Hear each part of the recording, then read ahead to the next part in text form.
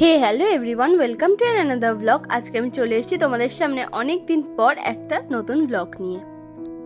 দিনটা ছিল 10ই নভেম্বর, আর এই দিন আমাদের সিমলা যাওয়া ট্রেনের বুকিং করা ছিল।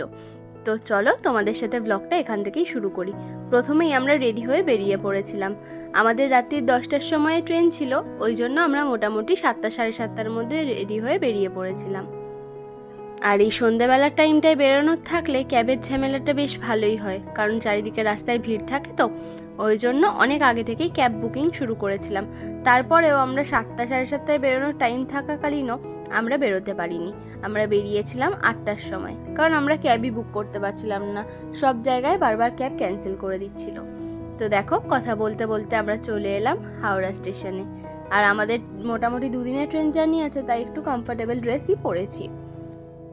আমি প্রত্যেকটা ব্লগই পার্ট 1 পার্ট 2 বলে পোস্ট করতে থাকবো, কারণ এত বড় ব্লগ দিলে তোমাদেরও আর দেখার এনার্জি থাকবে না, আর এত বড় ব্লগ এডিট করা মানেও ভীষণ ঝামেলার।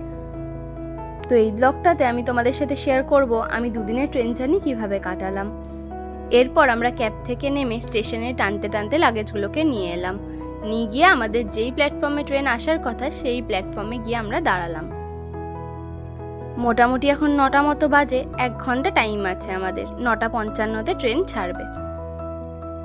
এরপর পৌঁছানোর 10-15 মিনিটের মধ্যেই আমাদের ট্রেন ঢুকে গেল। এরপর আমরা আমাদের কম্পার্টমেন্টটা খুঁজে সেখানে গিয়ে লাগেজগুলো তোলা শুরু করলাম। দেখো আমাদের সবার মিলিয়ে ঠিক কতগুলো লাগেজ হয়েছে। এরপর আমরা ট্রেনে উঠে সব লাগেজ সেট করে বসে পড়েছিলাম খেতে, কারণ আমরা যেই ট্যুর অ্যান্ড ট্রাভেলসের সাথে গেছিলাম তারা এই খাবারগুলো আমাদেরকে উঠেই সাথে সাথে দিয়ে দিয়েছিল। এর মধ্যে সেদিন রাতের খাবার ছিল আমাদের রুটি আর চিলি চিকেন, যেটা ওনারা ঘর থেকেই বানিয়ে এনেছিলেন। আর এটার কোয়ান্টিটি এতই বেশি ছিল যে আমরা 2 বন্ধু মিলে একটা প্যাকেট খেয়ে কোনো রকমে শেষ করেছি। তো এরপরে আমরা খেয়ে দিয়ে একটু গল্প করে চলে গেছিলাম ঘুমাতে। এরপর সকাল থেকে উঠেই ভাবছিলাম যে কি করব। তারপরে ভাবলাম কিছু কিছু ব্লগের ক্লিপ নিই, আর তার সাথে সাথে বসে একটু গানও শুনছিলাম। এরপর বন্ধুরা মিলে বসে একটু জমিয়ে আড্ডা মারলাম। তারপরে আবার চলে গেছিলাম দুপুরের লাঞ্চ করতে। দুপুরের লাঞ্চটা কিন্তু আমাদের ছিল ওখানে প্যান্ট্রি কার থেকে, কারণ ওখানে কোনো তোলার অপশান ছিল না। আর আমরা সবাই জানি প্যান্ট্রি কারের খাবারের অবস্থাটা ঠিক কেমন হয়। তো আমি খাবার দিয়ে দেওয়ার পর যখন ওপরে উঠে গেছি, তখন দেখলাম আমার বন্ধু বসে বসে নিচে গান শুনছে। তো তারপরে আমি ওপরে উঠে গেলাম, উঠে খাওয়া দাওয়া করে একটুখানি দুপুরে ঘুমিয়ে নিয়েছিলাম। এতক্ষণে ট্রেন জার্নি বুঝে উঠতে পারছিলাম না কি করব।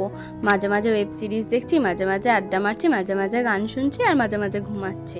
কি যে করব কোনোটাই ঠিক করতে পারছিলাম না আমরা কেউ। তাই এইভাবেই চললো আমাদের কিছুক্ষণ আরও। এরপর রাত হয়ে গেল, আর আমাদের দিল্লি থেকে খাবার ওঠার কথা ছিল। তো সেই জন্য দিল্লি স্টেশন আসতেই আমরা সবাই মিলে নেমে পড়েছিলাম। গোটা একদিন পর, একদিন আমরা কোনো মাটিতে পাই রাখিনি। এরপর সেখান থেকে আমাদের রুটি আর মাংস তুলে নেওয়া হয়েছিল, এবং সেটা খেয়ে খুব তাড়াতাড়ি শুয়ে পড়া হয়েছিল, যেহেতু আমাদের ভোরবেলা 5টার মধ্যেই নামিয়ে দেওয়ার কথা ছিল। আর এই যে ভোর 5টায় নামিয়ে দিয়েছে। তাহলে এখানেই সিমলা ডে 1-এর ভিডিও শেষ করলাম। সেকেন্ড পার্ট আবার খুব তাড়াতাড়ি আসবে। যদি তোমাদের ভিডিওটা ভালো লেগে থাকে তাহলে অবশ্যই like, comment, share and subscribe করে দিও। আবার দেখা হবে অন্য একটি ব্লগে। টাটা।